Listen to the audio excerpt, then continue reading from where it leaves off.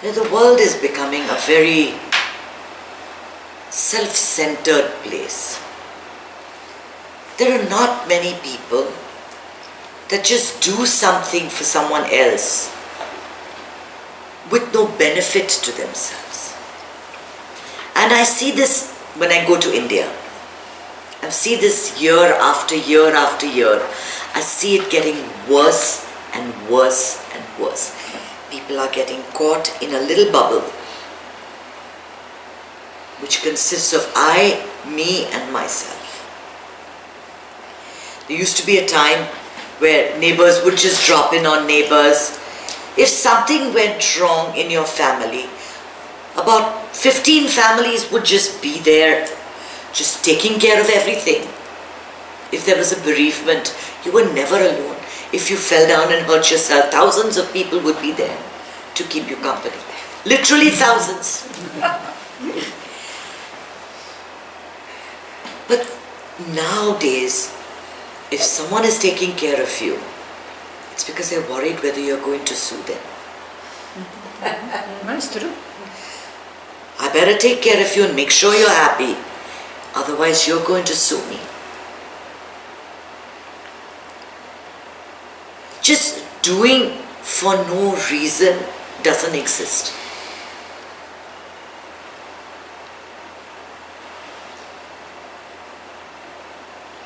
The reason for depression in the world is because of this. Because everybody is just stuck in a little bubble with very few people that can enter in that bubble. So there's I, there's me, and there's myself. Now there's little room for one other person, maybe. Maybe your husband, maybe your kids. And that's the extent of your belonging. That's the extent of your belonging. Even if you do work for charity, you want to be recognized for it. Oh, I am doing this, I am doing that. You want a name. You want some fame. You want some success. You want something in return. Whenever you are seeking, whenever you expect to get, the act itself loses its value. So your mother is sick and you take your mother to the hospital. And then you want everyone to acknowledge that you were the one that took your mother to the hospital, that you're doing something fantastic by taking your mother to the hospital. Already the karmic value has dipped. It's gone. To do something and not expect anything in return allows you to touch a very tender spot within yourself. It is that same spot that gets exposed when you meditate. When you meditate, remember I talked about it last time, the fragrance of compassion starts to flow. It starts to rise within you and it flows to others. You touch a very tender spot where you do for others without even the slightest thought of what you're getting in return. And that is very precious. That is extremely, extremely precious. It is the gift that keeps on giving. To do unconditionally without wondering what is there for me. How am I going to benefit? Is perhaps the best thing you ever do. See, expectation is your biggest enemy. I'll do for you, but you must do for me. I'll bring you medicines from India, but you bring me a sari from India. We have this relationship with our Indian friends, we bring stuff for each other. But if I bring for you, that means you have to bring for me. And I saw that on Sunday when I went to display something. The minute I told someone, I do meditation workshop, they said, oh, can you sponsor a booth, sponsor a page, can you give me? Everyone was asking for something in return. And I'm like, yeah, this is it. If you give in this world that we live in, immediately you have to give back. There's something that's asked of you. And that's one thing precious I find, at least in this meditation group that we have. At least in the whatever interaction is between us, it's a very warm and giving group. And I would like for that current of giving to go between us, not between just say you and me, but between everybody in this group. Because I'm not doing anything for you. You are doing it for yourself. I have not given you the gift of meditation. It's this divine energy that is flowing through you. You have allowed yourself to release the stress. You gave yourself permission to release the stress, so it got released. I have done nothing for you, and so you don't have to do anything for me.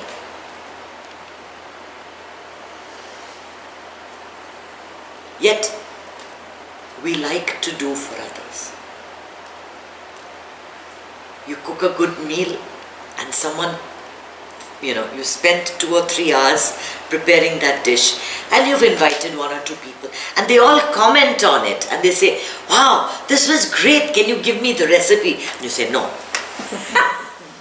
It's my recipe. I'm not going to share it with you. I know a few people like that who never give recipes. Oh, how did you make it? Oh, I'll let you know. And I'm still waiting for them to send me the recipe. Isn't it a joyous feeling when someone asks you how you made something? It's a wonderful feeling.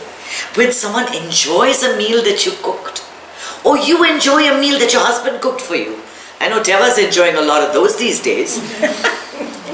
But it's a good feeling. It's a good feeling, isn't it? That someone is cooking for you and the food is tasty and you comment on it. And you say, I loved what you made. Because that person did not cook for you for any particular reason. Not to get anything out of it. And I tell you, the best gift is that which is unexpected. And most often, when we get complimented and it's unexpected, we don't believe it. So I say, your hair is looking beautiful, whatever you're doing well. And she's thinking, my God, what is she thinking about? What have I done? Is it my hair color she's talking about? What is she couldn't be talking about my weight, because it's not my weight that has changed. She could be talking about the clothes. I really don't think she means it. She must be just saying this to make me feel happy. It's really, for not once did it occur to her to say, wow, I'm looking beautiful. And Kanchana has recognized that divine energy inside of me. And she's seen it coming through. I think that's right. Yeah. We doubt all the good things people do for us because we don't believe for a minute that there's something that, there's anything comes without, what is it called? Baggage, right? That now I've done for her, now she's done for me, now I have to do for her. It's like, oh Lord, I'm not going to, let me stay out of this. I don't want to do for anybody because next thing they'll be asking me.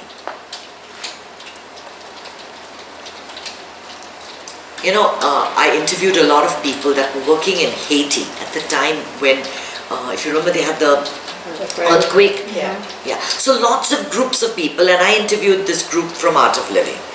And they were saying that we had lots of people. They had the Red Cross, we had many groups. But what they saw there was so painful. Even in the refugee camps, there would be 100 rapes of women per day.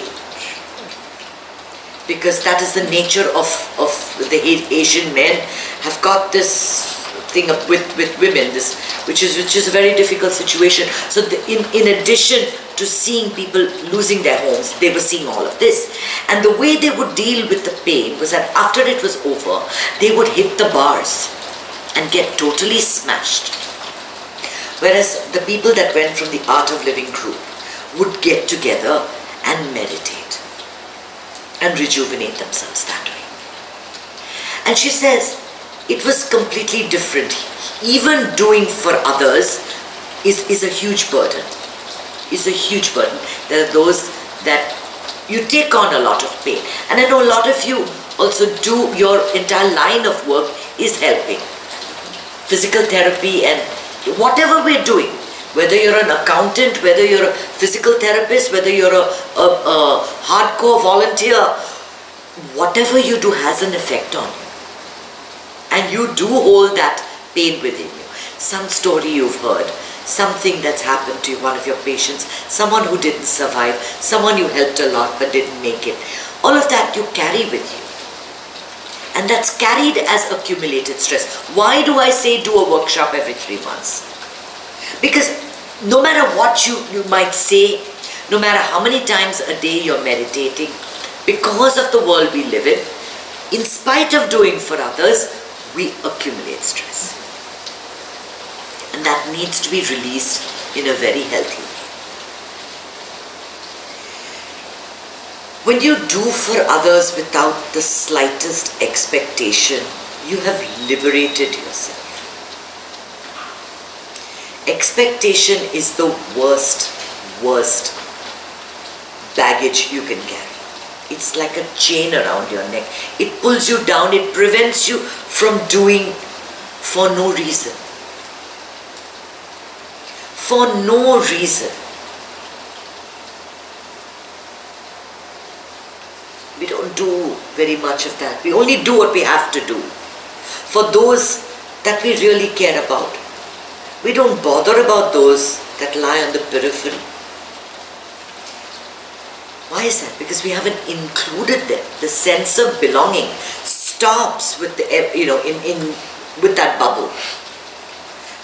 If we burst that bubble and we move a little bit beyond, little by little by little, just doing for others will give back.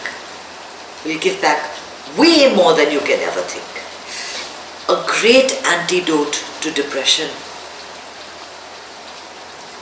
is to start doing seva, selfless service. Seva is not just service, it's not just going to a food kitchen and doling out food. It's doing something which is difficult for you.